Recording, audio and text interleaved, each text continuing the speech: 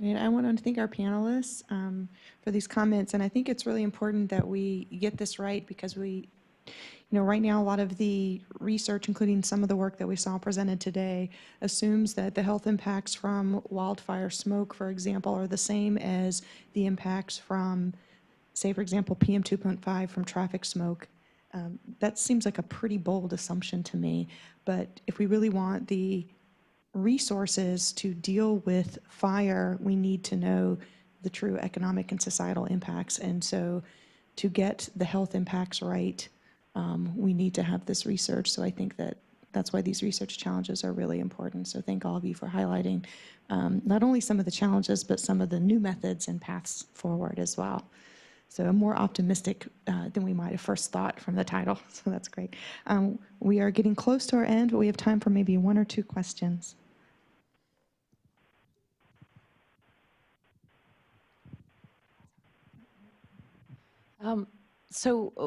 With heat waves, there's been a lot of promotion of like cooling centers, and recently with air quality, I've been hearing a lot about like clean air shelters, and I'm just wondering if there's much evidence about how effective these are, for example, like during heat waves, or like just spend a few hours cooling off, like how long do people need to spend in clean air shelters, how effective they are, just anything you might know about that.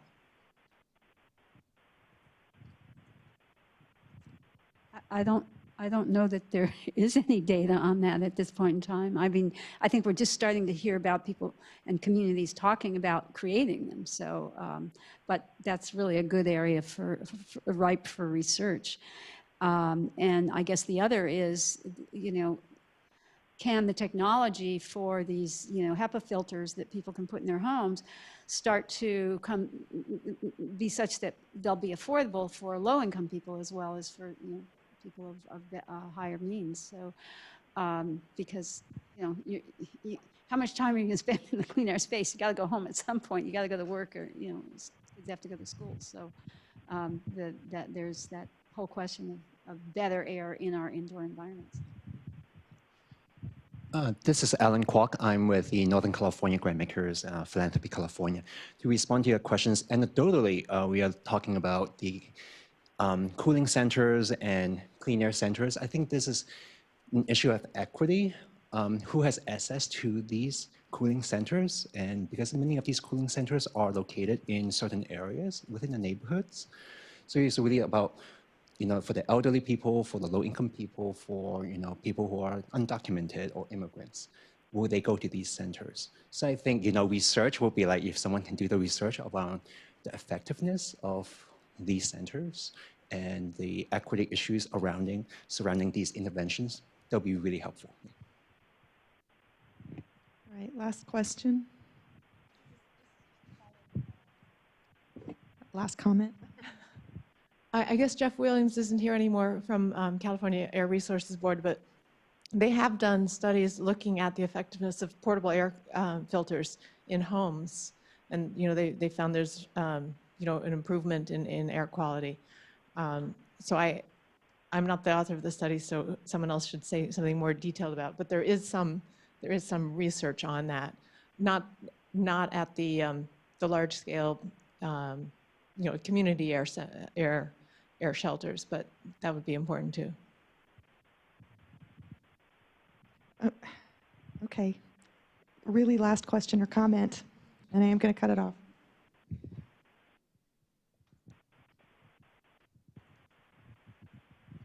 Thank you. Thanks to the panel, Judy Catino, Bay Area Air Quality Management District. One question that's coming up a lot is, at what AQI do you close events, different, situations for schools in districts, and oh, I had a thought, I'm losing it. Or is it appropriate at some point to evacuate for smoke?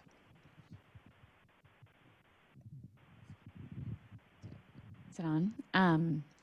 So I was involved in some work that was commissioned by the British Columbia Centers for Disease Control, where they commissioned these evidence reviews for different interventions.